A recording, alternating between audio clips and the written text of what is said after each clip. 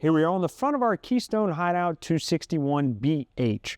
We're going to do a technical walkthrough on our unit. We'll talk about all of our components on here.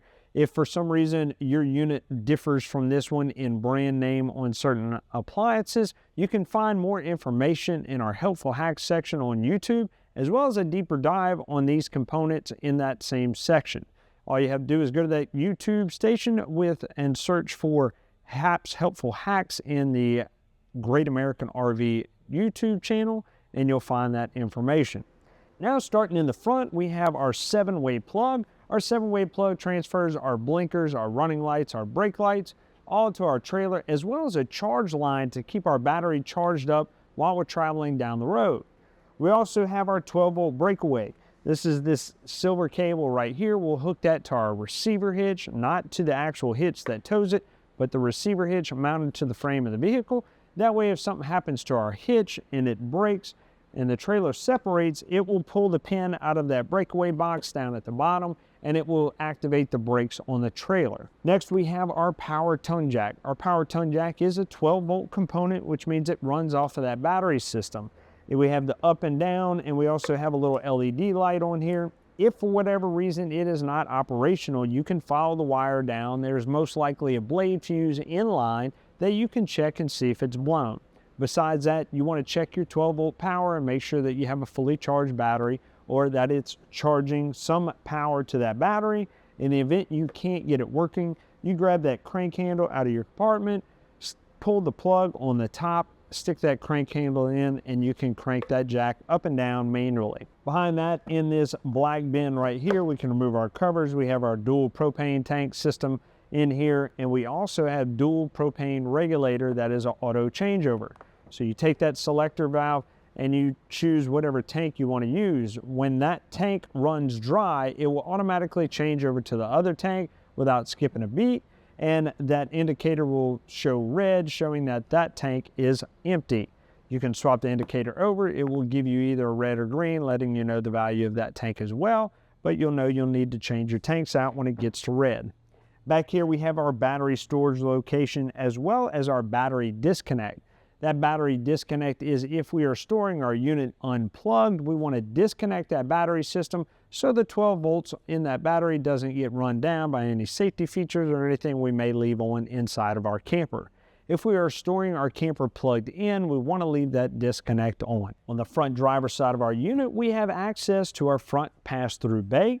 In this black box, you'll find your future charge controller pre-wiring, as well as an inverter prep pre-wiring. Your system is pre-wired for these features. You would have to buy the components to upgrade.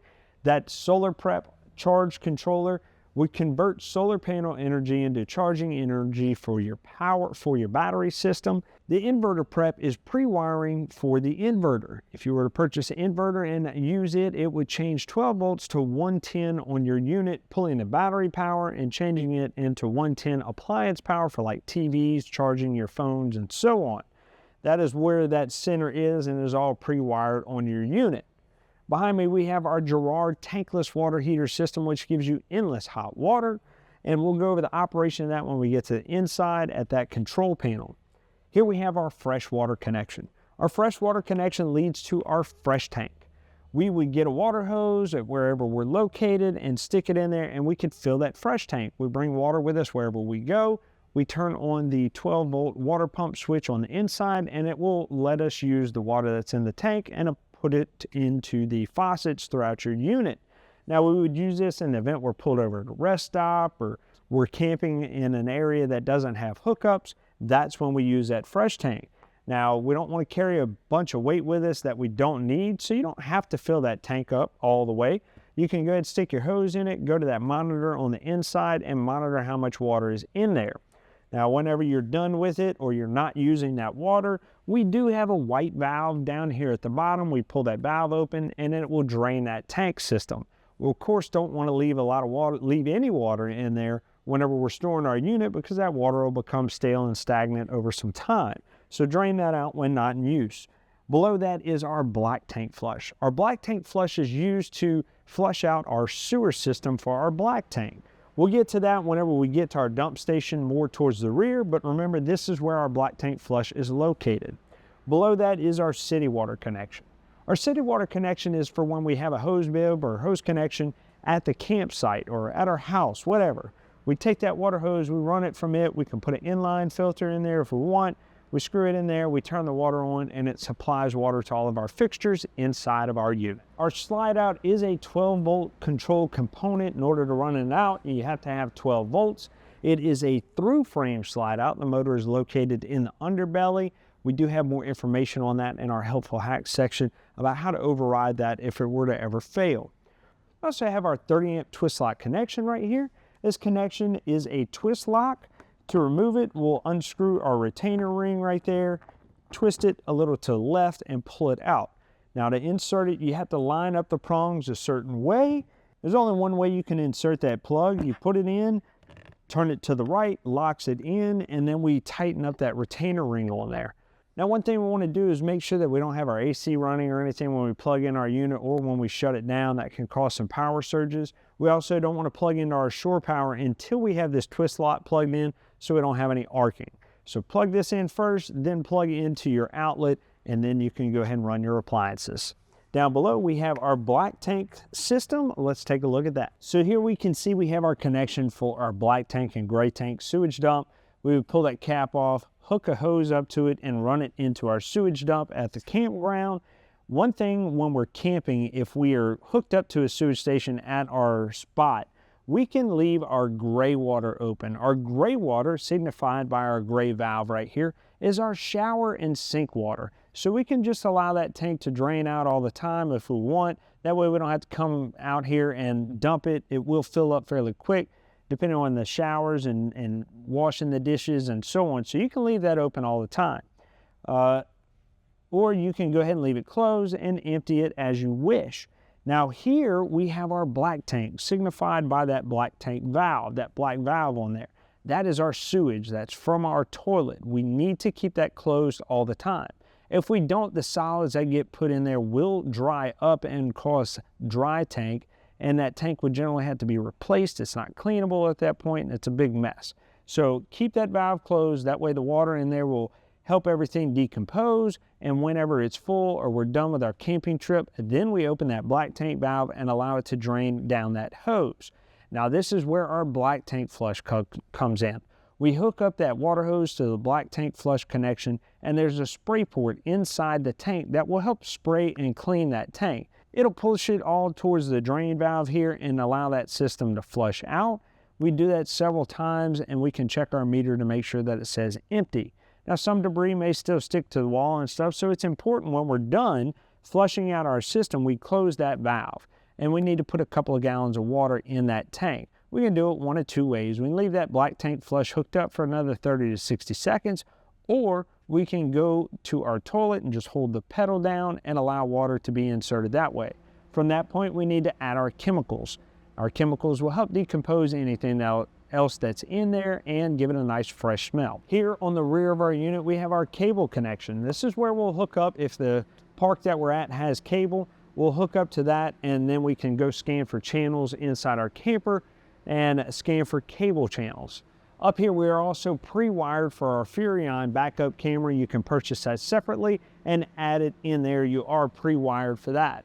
We have our mount for our Lippert on-the-go ladder system. This is a telescopic ladder that you can purchase to go ahead and gain access to your roof. Now you're gonna ask, why do I need to get on my roof? Well, it's very important you get on your roof and check your sealant every 60 to 90 days. You're looking for cracking, peeling, openings, anywhere on that sealant where water intrusion can come in. And we're also looking for it at all of our corners, our lights, our windows. You're gonna have sealant there as well. We need to seal over any cracks, openings, or peelings that we're seeing and make sure that we're using the appropriate sealant for that you can find out from your owner's manual, the manufacturer, or from us. This is customer maintenance. Every 60 to 90 days, make sure we're checking that. Also, when we climb up on our roof, we want to check after trips to make sure that we didn't hit any tree limbs or cause any damages to our rubber up there. This is all very important, and consider customer maintenance because manufacturers are not going to cover any water intrusion if it's due to a lack of maintenance. So make sure you're checking that so your unit will last for years to come. We also have our fully mounted spare right here, and we have our bumper, which also acts as a storage compartment. You pull this cap off right here, you can take your sewer hose after you've cleaned it out, sling it in there, put your cap on, and you're good to go. And you don't have to put that mess in the front storage compartment. Here in the front passenger side, we have more access to our pass-through bay right here. We also see that we're pre-wired for the Lippert tire length system. This is a pre-wired feature that if you buy the components that has a sensor up front and the sensors on the tires, you can monitor your tire pressure on your unit. Down below, we have our LCI stabilizer jacks. These are not leveling jacks, okay? They're 12-volt operated jacks. You push the button, extend or retract to raise or put them down. And we level our unit first by either using blocks or whatever under the tires to level the unit left to right.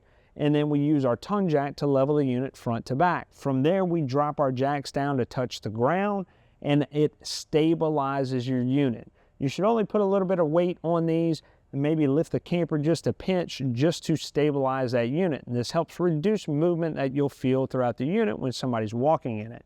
You should not level with these, and you should not lift your unit with these. This can cause damage to those jacks that the manufacturer's not going to cover. So make sure you are using them properly. You will have them located in the front and the rear. And once again, they are 12-volt operated. If for whatever reason that motor goes bad or is not operating properly, there is an override on the other side we'll go over now. So here we are back on the driver's side of our unit, opposite of our motor in and our switch, and we have this handle. We can see this handle has a little slice in it, and it will line up with the post on that jack. We line it up, and we can manually run that jack up and down if we need to. Here we have our patio area with our 12-volt powered awning and our 12-volt awning lights. Our patio area is real nice, real easy. We hit a button, it runs out, hit a button, it runs in. So one thing we need to keep in mind about our patio awning is it is a sunshade only, it is not a rain shade. It is not intended to shield us from the rain, it will collapse. So we need to make sure that any kind of Mother Nature calls or anything like that, we go ahead and bring it in. High winds, rain, anything like that, bring it in. If you are leaving your camper for an extended period of time, roll your awning in because you never know what can happen while you're gone. If we don't do that and something happens and breaks, that is going to be an insurance claim or customer pay. It's not going to be covered by your warranty. Another thing we need to keep in mind is that we need to pitch our awning. We can pitch it either to the left or to the right. And that means that we're going to angle our awning to where we can allow any runoff that gets on that awning to run off. So whatever side you drop, that's where the water is going to run off. Most people run it off to the back. So the runoff is going to either be coming from your AC, the condensation and everything that it builds up on the roof that drips out. It may end up running off onto our AC. We might also have some light dew or things like that. So we need to make sure that we're pitching our awning. If we don't, that water will gather in the middle of our awning and it will collapse. So in order to pitch this style awning, if we go up here against our camper, we have these tabs. We squeeze the two tabs together and we just pull our awning down and it pitches it down to an angle to where that water will run off. When we're ready to return it to the proper position so we can bring our awning in, we squeeze those two tabs and we run our awning back up to the natural position that it was already in, and we can retract it. At our entry door, we have our grab handle. Our entry door itself has friction controlled hinges, so you will feel some resistance whenever you open and close that door. That's perfectly normal. This is to help reduce the opportunity for wind to swing that door open or closed. We also have a screen door on here. We pull that latch. Our screen door will lock into our frame. To get it to go back in, just squeeze it up against that entry door and it will stay. We also have our entry steps here. Manual steps, real easy. Slip them up and they are installed. To pull them down, grab the handlebars and drop them down. Now we do have our hinge points on our steps. We want to lubricate those with silicone spray, not WD-40 that will attract dirt and actually cause more problems. So silicone spray on all of our hinge points for our steps. Up above me, we have our range hood vent. If we're cooking on our stove on the inside and we want to use the vent above it to exhaust out, we just need to take the two tabs, turn them to where that vent will open up and the air will exhaust out. When we're done, we're storing our unit. We want to close those tabs. That way no insects or rodents or anything can build any nest in there. We'll also notice our outdoor speakers right here. These are Bluetooth speakers. There's no radio on the unit, so all we have to do is connect those to our phone. If we go to our Bluetooth setting on our phone, we'll search and we'll find an M600 BT, and those are the speakers that we are looking for. We connect to them, and the passcode is 6789, and that will connect us to our speakers, allowing us to play music from our phone. Here we have our furnace exhaust. Our furnace is a gas-operated appliance, and whenever it is operational, it will run some hot air out of this exhaust panel right here. We have our outdoor TV hookup. This is our coax connection to hook to that TV, as well as our 110 outlet to plug it in. More towards the rear of our unit, we'll notice we have a quick connect for a gas grill or stovetop, whatever we choose to purchase. The connection is already ran and supplied to us by our propane tanks in the front. Easy little quick connect if you purchase the quick connect hose with it.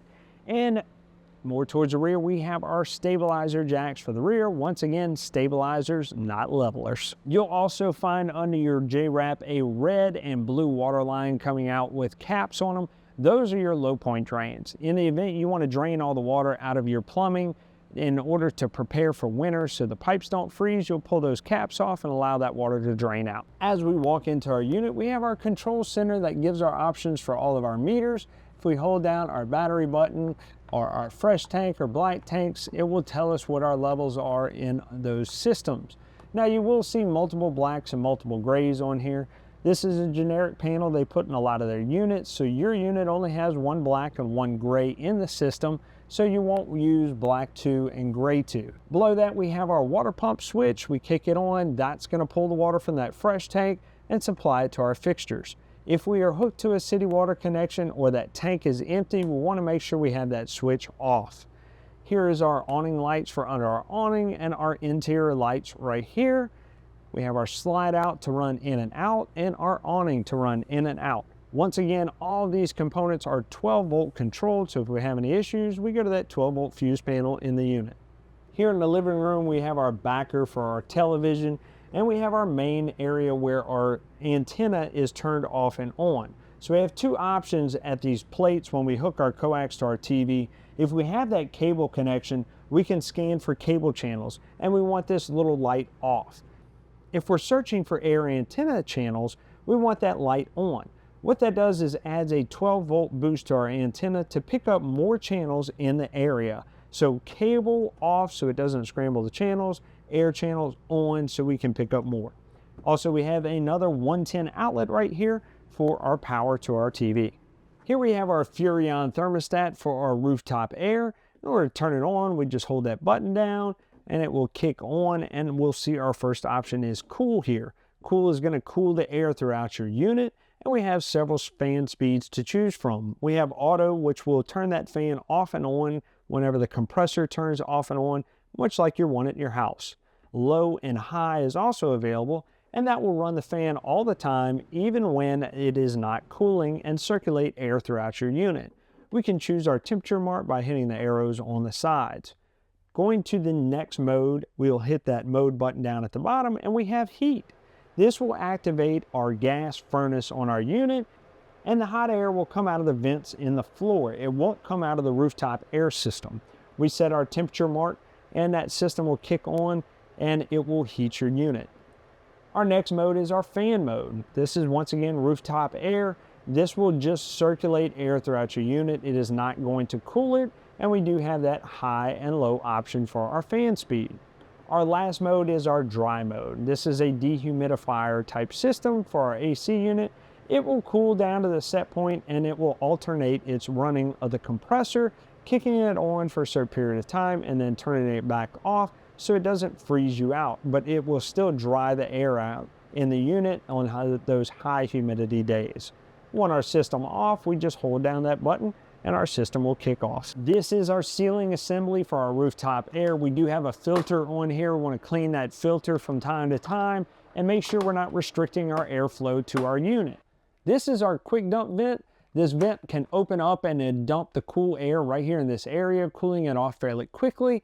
And if we want it to circulate throughout our unit, we close it off and the air will come through our ducts throughout the ceiling and spread it throughout the unit. We'll notice before we enter our main bedroom area, we have our COLP detector. This is a 12 volt safety device. We need to make sure our battery power is good so this is operational constantly, and we need to test it monthly. Holding down that button, you'll hear the alarm go off and you know that that buzzer is working. This is to let us know if any CO or LP gas is leaking inside of our unit, and makes us aware of that so we can exit the unit. Not much to go over in our main bedroom area. We do have another backer for our television, as well as that coax plate and 110 outlet for the TV. We also have storage under our bed in the front if we lift it up. In our kitchen area, we have our standard 110 fridge, as well as that stove oven vent that we were talking about. The vent outside we need to make sure we have open for our range. We can turn our light on, or we can turn our fan on, and that will exhaust that air out of here. We have a glass cooktop cover for our stove burners. We need to make sure that that is down when we're traveling so it doesn't break the glass. We go ahead and lift it up, and we can turn our stovetop on by turning to the high and pushing down on that knob, and our stove will eventually light. Now, key thing about our LP system. Our LP system, if we are pulling it out of storage and we had the valves off, or we just changed our tanks out, you're most likely going to develop air in your system. This is a common cause for faults on components like our furnace or our tankless water heater system. So a key thing to do is, if you're ever caught in that situation where air might be in your lines, you want to go to your stovetop and do exactly that. Just light that stovetop. It may take 30 to 60 seconds before that burner will light, but make sure your tanks are on and hold down that igniter and have the valve open to make sure that system lights. Once it lights, let it run for 30 to 60 seconds. You're looking for a nice crisp blue flame around that burner, and then you will know that you've likely exhausted all of the air out of that system. On this burner, you also have a little button right there on the side to light up your knobs too, if you like. We also have our 12-volt GE refrigerator, and we have a control knob down here in the box that allows us to go from cold to cooler. We also have our freezer available up here too. Neither of these boxes have drains in them, so it's very important after you're done using your freezer and refrigerator that we go ahead and defrost and get a towel and get all that water out of here. It will leak out and it will cause damage to our wood panels around us, not covered by warranty. We also need to wipe out any moisture that we have in our fridge box to reduce the opportunity for mold and mildew. Down below our fridge, we find our 110 and 12 volt control center. This is where we'll find our 110 breakers for all our 110 appliances and our 12 volt fuses for all the 12 volt components. Down below it, we have where our converter is stored. You'll see some holes in here, a little grill. This is for airflow for that converter. You may hear a little fan running under there, keeping that converter cool. Our converter charges our battery. It is essentially a battery charger. It changes 110 voltage to 12 volts, so our 12 volt system stays charged up, and it allows us to use the 12 volts for our lights and our awnings and our other appliances. Here in our bathroom, pretty cut and dry, we have our shower. Our shower head has a feature on it on off, okay? So we're gonna use this when we're dry camping. We're trying to conserve the amount of water we put in our gray tank, or the amount of fresh water that we use because we don't have a dump station, we don't have a water hookup, whatever. So when we take a shower, we find that sweet spot for the hot water, and then we go ahead and get wet and we shut that shower head off, and we can soap up and then kick it back on when we're ready to rinse off. I will warn you that first spritz of water is going to be a little chilly, so turn it to the side.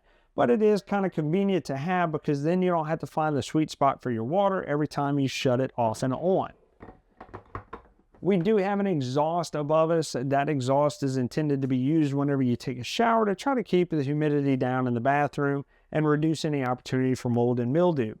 Our toilet is an RV toilet. We hold the pedal down here at the bottom, and it will allow water to flush down the drain. If we're putting liquids down here, number one, then just flush away. If we're doing solids, number two, we need to build up the water in that bowl. To do that, just barely push down on that pedal right there and it will fill the bowl. From that point, we flush our solids, and this will make sure that we have enough water to actually push those solids down into our tank. If we don't do that, that can cause issues for our plumbing. We also want to make sure we use only RV toilet paper. That way it will degrade properly with the chemicals, and we need to make sure we're using chemicals in our system as well. Don't put anything else that you might put in your regular household RV. This is just for sewage and RV toilet paper only. Here we have our Girard tankless water heater control. We have our on-off button. We can change from Celsius to Fahrenheit right here, and we can change our temperature right here. Once activated, meaning we turn our hot water on, we'll see an emblem pop out right here. It's a shower head that's just showing you that water is being activating. That water has been activated and being used, and we'll see a little fan pop up on here. That means that the blower is running on our tankless water heater system, and eventually we should see a little flame pop up in the middle, indicating that it has lit. Once it has lit, we'll start to see our temperature, our output temperature, which is the water coming out of that tankless water heater system. We'll see it start to rise until it reaches the set temperature. When we turn our water off, all those icons will eventually turn off and it will go blank. Our system can only run for 20 minutes at a time. This is a safety feature on here. So after 20 minutes, that system is going to shut off. To reinitiate it, if you need it right away, just turn the hot water off and turn it back on and it will reignite. Below that, we have our GFCI. This is that main GFCI that if our outside outlet or our outlets inside our kitchen are not working, anything in a wet location, we want to come here. You have two buttons on here, your reset button and your test button. If they're not operational, more than likely if it has an indicator light, it'll be off. You just hit that reset button right there and that will reset all those outlets. It's kind of like a little breaker. We also have our test button. We can use that to test it and make sure that GFCI is working properly, and at that point it shouldn't have any power at any of those outlets. We hit that reset button and it'll reset that breaker. Our dinette booth can provide more sleeping area. We have our poles underneath. We lift our table up, we remove our poles out, and the table will sit on these little bumpers on each side, and we take our rear cushions, lay them down, and that will be extra bed space. To put it back, lift your table up, put your poles back, and set the table back down.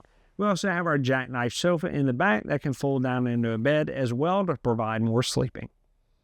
Well, we hope you found that resourceful, but wait, there's more information on our Great American RV YouTube channel. This channel right here, find the playlist Hap's Helpful Hacks. We go over different products in this unit and we'll take a deeper dive with more diagnostics, more information, as well as helpful tips when you're out camping.